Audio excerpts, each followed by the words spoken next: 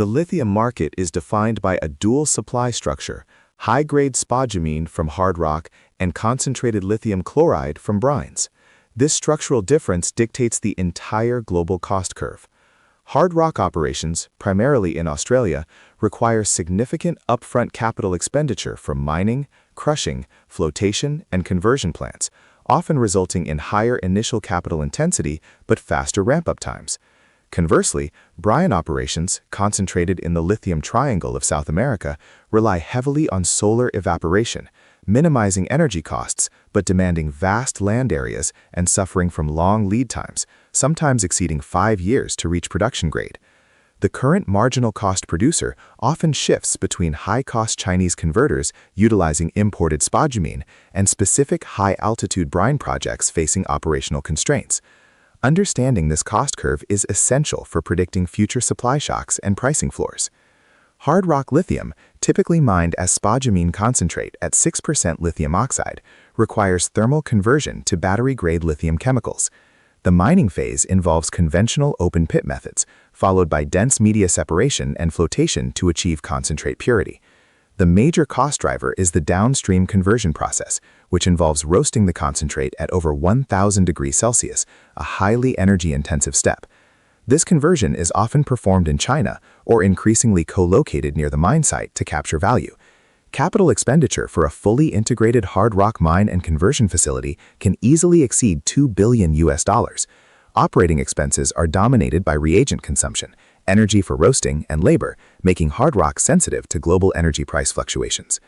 Brine extraction leverages natural solar energy, making the operational expenditure inherently lower than hard rock mining once the ponds are established. The process begins by pumping lithium-rich brine from subterranean aquifers into vast, shallow evaporation ponds. Over 12 to 18 months, solar radiation concentrates the lithium chloride solution, while unwanted salts like halite and gypsum precipitate out. The primary capital expenditure is pond construction and the subsequent chemical processing plant, which purifies the concentrated liquor into lithium carbonate. The critical business risk is the long processing time, which ties up capital and exposes projects to extended weather-related delays. Furthermore, the purity of the final product is highly dependent on managing the complex chemistry of the concentrated intermediate solution. When comparing all-in sustaining costs, or AISC, traditional low-elevation brine operations historically occupied the lowest quartile, sometimes achieving costs below $4,000 per ton of lithium carbonate equivalent. However, high-grade, low-impurity hard rock operations, particularly in Western Australia, have significantly narrowed this gap through economies of scale and efficient logistics. The highest cost producers are typically older, smaller hard rock mines or new brine projects struggling with high magnesium content, which requires expensive chemical removal processes. The cost curve is dynamic. A sustained high lithium price incentivizes high-cost spodumene conversion facilities to enter the market, effectively raising the short-term supply floor. Direct lithium extraction, or DLE technologies, are fundamentally reshaping the brine cost structure and environmental profile. DLE bypasses the massive solar evaporation ponds by using selective absorption, ion exchange, or solvent extraction to rapidly separate lithium from the brine solution. This drastically reduces the land footprint and the time required for concentration from years to hours. While DLE requires higher initial capital expenditure for the specialized processing plant, it promises significantly lower operating costs by eliminating the need for extensive earthworks and reducing water consumption compared to evaporation methods. DLE is particularly attractive for lower-grade brines or geothermal sources previously deemed uneconomical. The business case for DLE centers on speed to market and resource efficiency. Traditional brine projects require years of evaporation time before the first saleable product is generated, delaying return on investment. DLE allows for modular, scalable deployment and faster cash flow generation. However, DLE technologies introduce new operational complexities, primarily managing the regeneration of the adsorbent materials and ensuring high lithium recovery rates without excessive reagent loss. The environmental benefit of reduced water usage and land disturbance provides a crucial advantage in securing permits and attracting environmentally conscious investors, especially in water-stressed regions like the Atacama Desert.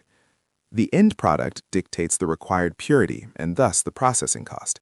Hard rock spodumene is chemically easier to convert into high-purity lithium hydroxide, which is preferred for high-nickel cathode chemistries like nickel-manganese-cobalt, or NMC, used in long-range electric vehicles. Brine operations naturally yield lithium carbonate, which requires an additional, costly conversion step to produce hydroxide. This conversion adds approximately $2,000 per ton to the operating cost. Therefore, hard rock producers often target the premium hydroxide market, while brine producers dominate the lithium carbonate market, although DLE technologies are improving the ability of brine projects to produce high-purity hydroxide directly. Permitting and legal frameworks introduce significant non-technical risks that impact the cost curve. In jurisdictions like Chile, lithium is classified as a strategic resource, subjecting operators to strict quotas, high royalties, and state involvement, increasing regulatory uncertainty. Conversely, Australia offers a more stable, established mining framework, which reduces political risk but often involves higher labor and environmental compliance costs. The social license to operate is also critical. Brine operations face scrutiny over water usage in arid regions, while hard rock mines must manage tailings in land rehabilitation, influencing long-term closure costs and community relations. Major automotive original equipment manufacturers and battery producers are increasingly demanding vertical integration to secure supply and control quality. Companies that control both the raw material extraction and the downstream chemical conversion capture higher margins and mitigate supply chain volatility. For hard rock miners, this means building or partnering in conversion facilities near the mine or port. For brine producers, integration involves mastering the purification steps necessary to meet stringent battery specifications.